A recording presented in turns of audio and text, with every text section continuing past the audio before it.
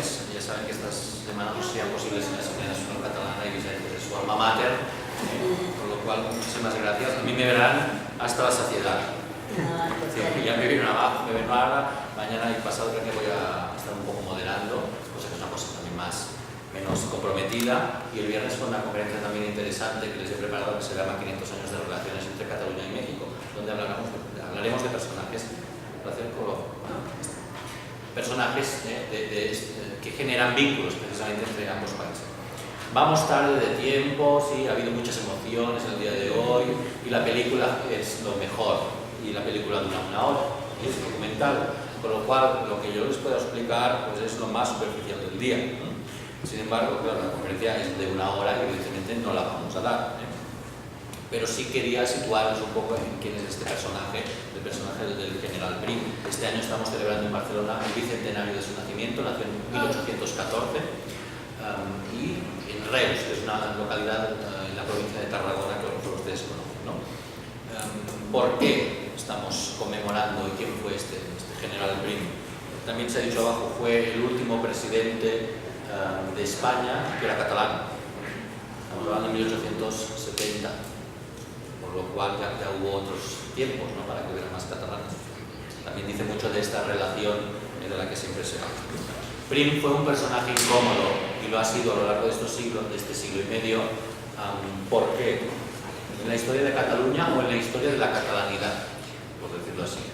Porque siendo catalán fue el mejor militar español de su época. Cosa que a veces es un poco como surrealista incluso, ¿no? Entonces, Prim era el general, llamamos en Cataluña, del seny y de la rauxa. Ustedes sabrán que el seny es la cordura, ¿no? Seny, una cosa señada, es una cosa pues, lógica. La rauxa sería un poco lo de Dalí,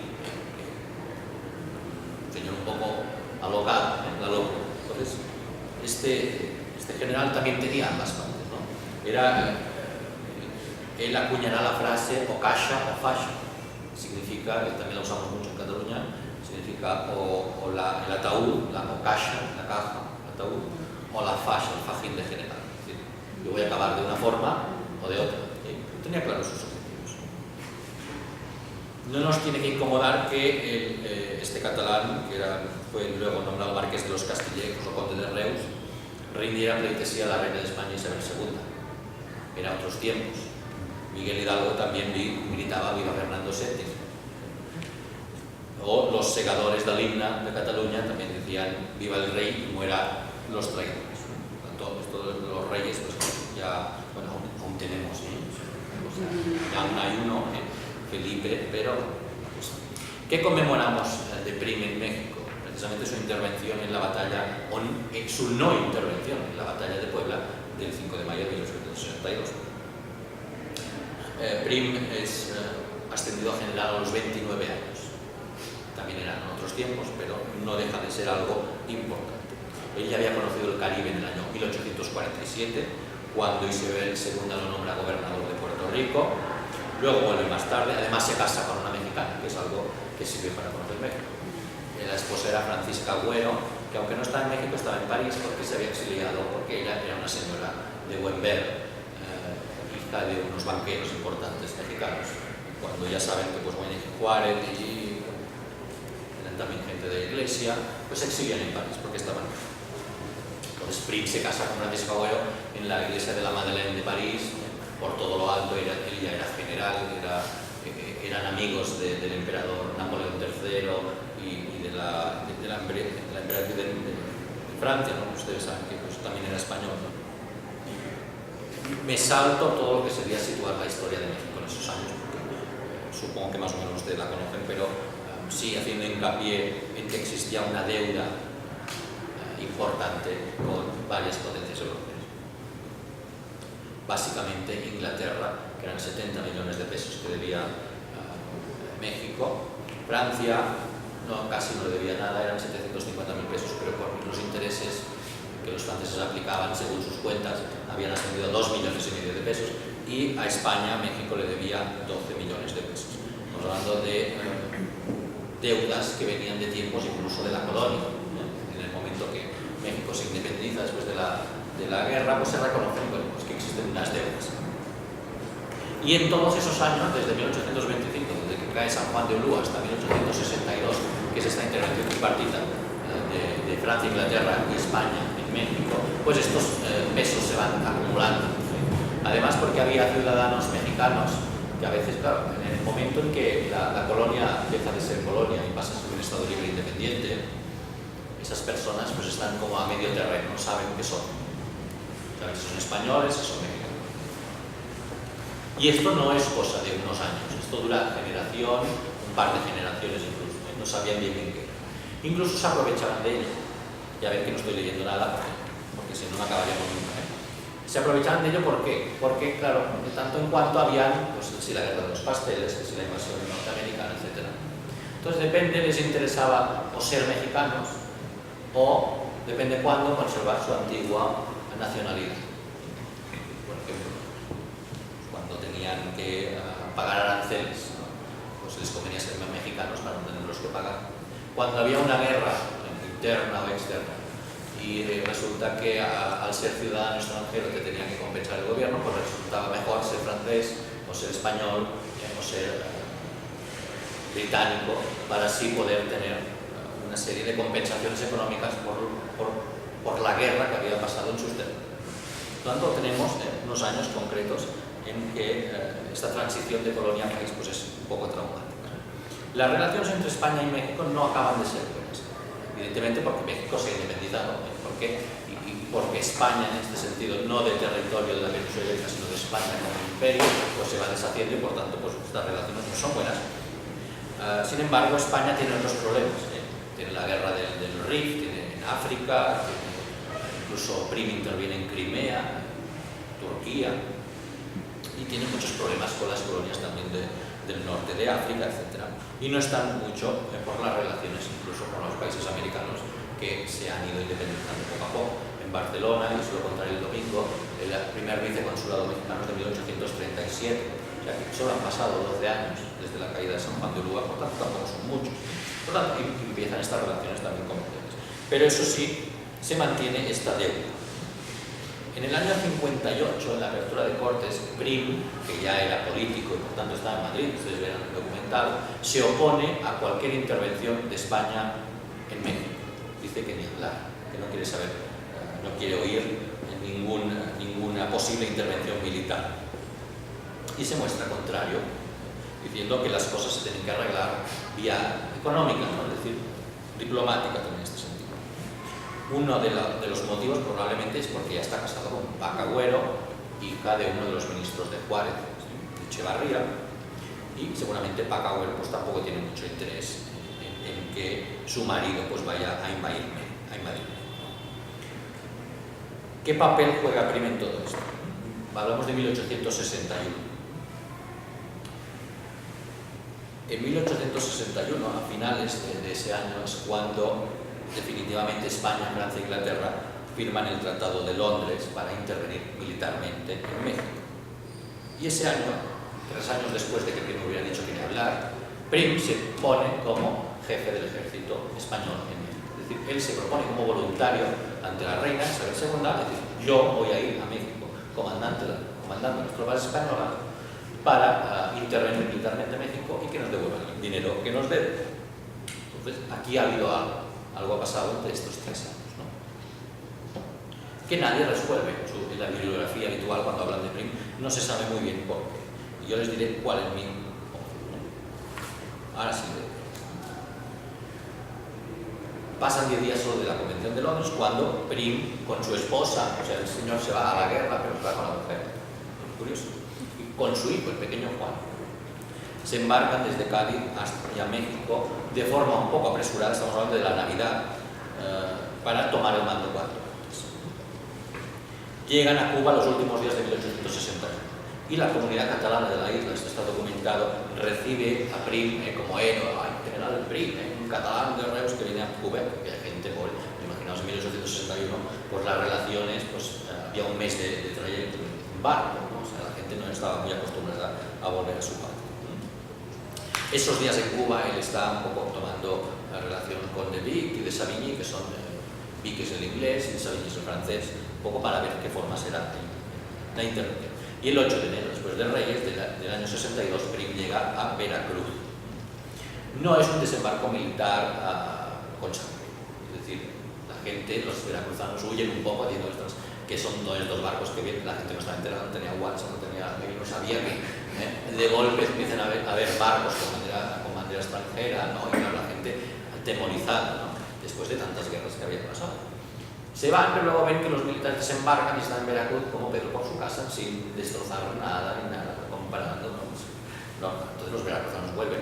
Esto es un poco, ¿no? Esta operación sirve principalmente primero para establecer relaciones con el gobierno. Es decir, no van a matar, van a decir, estamos aquí, venimos a exigir que México pague estos millones de pesos que nos deben, y nos establecemos en Veracruz, sobre todo hacia Orizaba, donde quería llegar Prim, porque esos meses en Veracruz, esos 2 meses que están en el puerto, son insalubres completamente y los soldados empiezan a morirse por las enfermedades. Entonces, se firman los tratados de la Soledad, los preliminares de la Soledad, en el rancho de la Soledad, el 19 de febrero del año 62.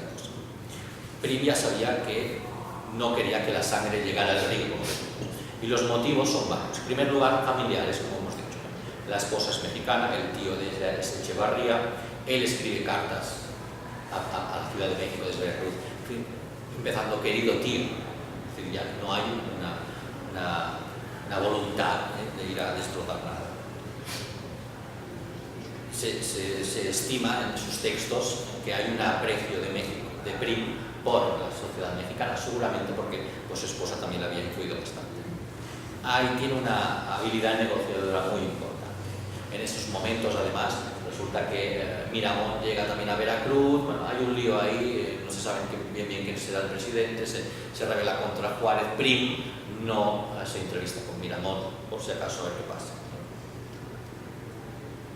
Los tratados estos de la Soledad permiten que se establezcan las tropas más adentro, Orizaba, otras en Córdoba y otras en Tehuacán, y se decide que el 15 de abril pues, se volverá a retomar el asunto, con lo cual Prim ha ganado 2 meses más.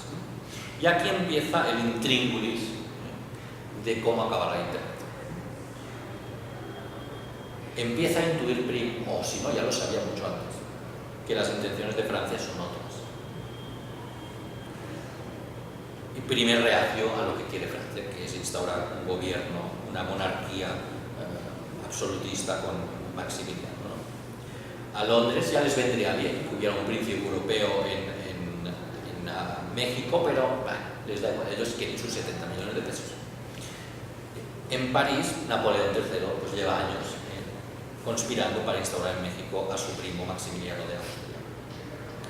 Pues la historia y la bibliografía dice habitualmente que Prim empieza a sospechar cuando de Savigny ahí le acusa a él de quererse, a Prim, pobre hombre, de quererse coronar el emperador de México. Prim, que no quería saber nada de emperadores ni nada, porque era un liberal en el fondo, y después acaba derrocando a Isabel II de España para instaurar la Primera República, que no la instaura él, sino que él quería un rey un poco libre, un poco más moderno, como era Madrid de Saboya, pero no sabe bien los asuntos. Es igual, volvemos a México. El francés es muy obstinado, ¿no? Quería, no, ni hablar aquí, vamos a matar. ¿Qué hace Prim? Pues Prim ya lo sabía. La historia nos hace creer que no, que entonces lo descubre.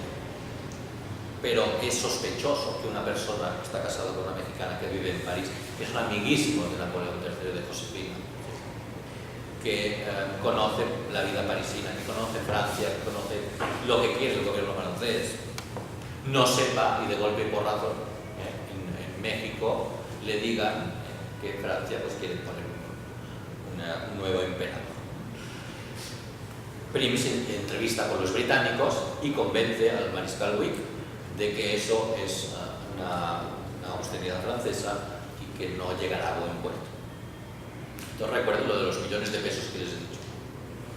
España, México le debía 12 millones. Inglaterra 70 millones, que no es poco. Y a Francia 2,5, que quedan 750.000 pesos. Más intereses.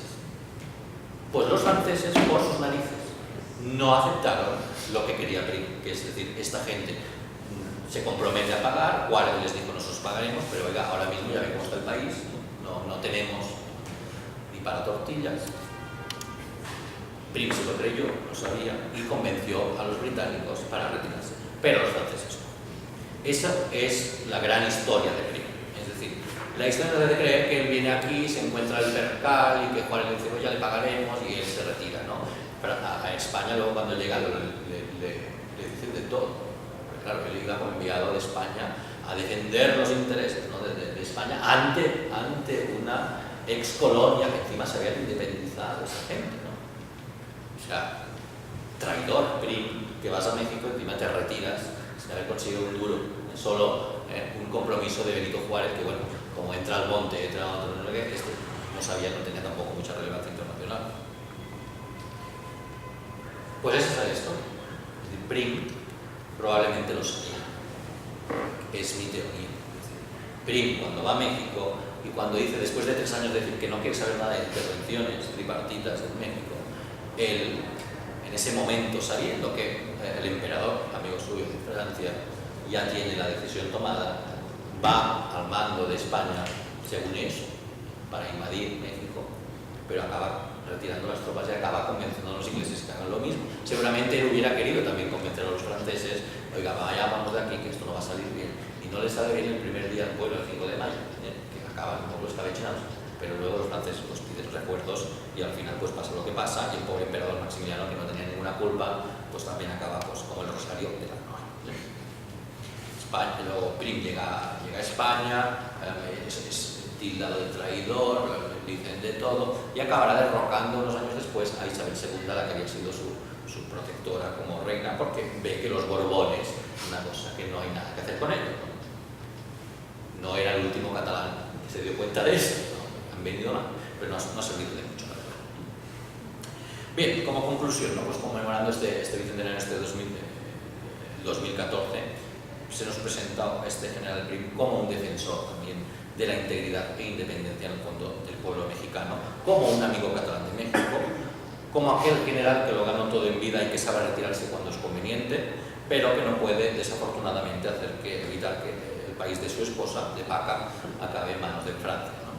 Entonces, quería acabar así, ¿no? Recordemos este defensor de México que fue el general Prim, y celebremos unidos el hermanamiento de estos dos países, conmemorando la batalla que los mexicanos ganaron ese día de hace 152 años, no el siguiente, pero sí ese día, y destacando el 5 de mayo como una fecha importante para estas actitudes, ¿no? La actitud del ejército francés, que es déspota, obstinado, etc., ¿no?